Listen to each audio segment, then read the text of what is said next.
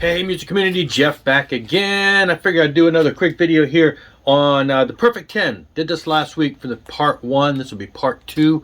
Again, just a little reminder of how we play this game. We're just basically pulling every 10th album in the collection and checking out what they are and doing a little talk about it.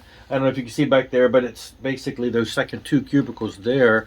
You can see some of the pieces pulled out to mark my spots. Anyway, so we're just it's just a way to kind of go through the collection, maybe visit some things that haven't been shown or visited in a while.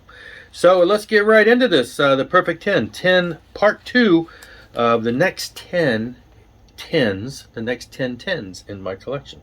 Anyway, up first is Beast Maker, and this is 2 EPs. It's number 7 and number 8. Number 7 and 8, yes.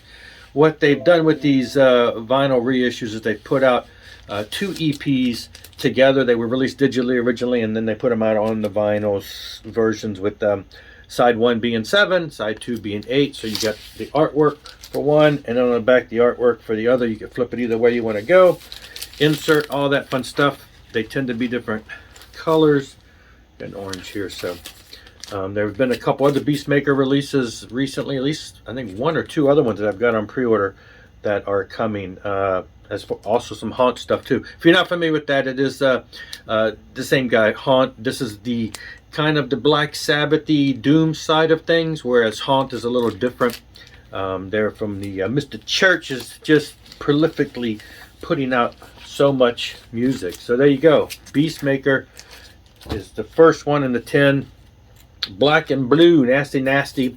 Yeah, this is I love Black and Blue. This is one of their later albums. I love the first album, love all their stuff, but one of the later albums. I actually had a second copy of this that I sent over as VCLT about 2-3 months ago to someone, and so yeah, anyway, this is a gold stamp promo. Black and Blue, 80s hair metal band that I really dug. I really dug their first album. Had Tommy Thayer on guitar, who of course we know is now been in Kiss for a couple decades, playing the Spaceman view. So there you go. This is one of their later albums. Great stuff. Black Sabbath, Born Again. I admit when this album came out, the cover was kind of freaky. We had Ian Gillan joining for the first time. The album itself, not so great production. Even back then we were like, not so great production, but overall it's a great album musically. Would love to see it cleaned up. Would love to see it get remixed, take back to the original masters. But I think for now, it is a classic for what it is. It is a merging of the Deep Purple vocalists with the Black Sabbath. 2 amazing bands that were coming up together and breaking new grounds in music. And, you merge the 2 together and you come up with this. So, yeah, I thought it was a pretty solid album. Got some really good, memorable songs on there. So I was glad to find this original copy a couple years back. All right, Bloodgood Detonation. This is actually the original OG copy. It has been remastered, reissued with different, different design, everything. But this is the original copy. I guess I've left the shrink wrap on it, though it is open. This is the Frontline, or was it Intense Records by then? Still Frontline music. Yes. Saw them on this tour. This is saw them at Cornerstone '87. They were doing this tour. Great stuff. Love Bloodgood. Still, Michael Bloodgood passed away not too long ago. The singer Les Carlson put out a solo album. So the band is still, some of the guys are still musically active. The latest Bloodgood album itself, when Michael was still alive and with us, was probably a good 10 years ago now.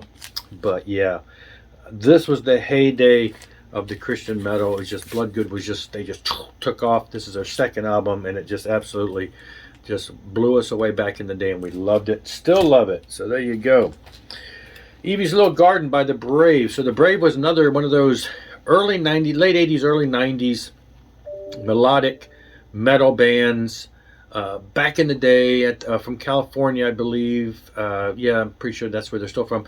And then they disappeared for a long time, and then they came back to release this album a couple years ago, and they've released another one since then. I don't think that they went with a vinyl edition of that. So right now I have the digital tracks, but and they sound just still great. It's very melodic, that late 80s, early 90s metal type melodic metal type feel, hard rock, I guess the kids might call it these days.